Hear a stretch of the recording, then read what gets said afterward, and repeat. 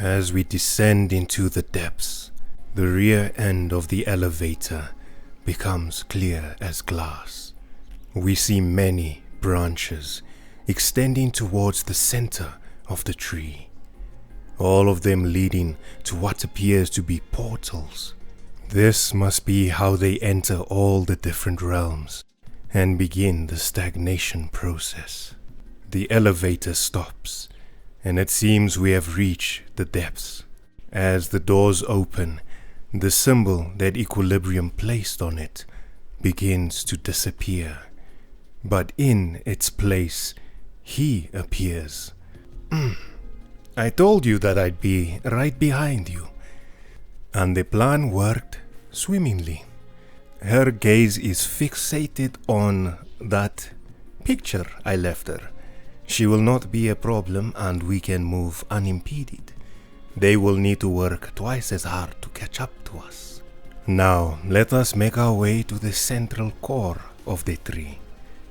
The road we walk on pulsates with every step. On both of our sides, there are various buildings, equipment, and even fossilized creatures. A grotesque display of all this tree has robbed of all the planets it has visited. As we reach the end of this road, we see that these are indeed not the depths. There is another platform in the middle of all of this.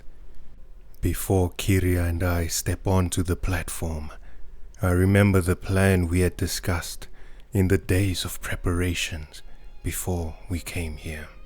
Equilibrium and Titan explained to both Kyria and I that they would not be able to defeat this tree.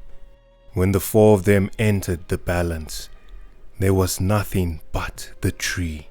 Ifrit, Garuda, and Titan offered up half of their power. Titan sowed the land and created minerals and earth. Garuda gave oxygen so that any life could breathe, as well as winds to blow in it. Ifrit created a sun so that the light may shine upon anything that would grow, and it too would set.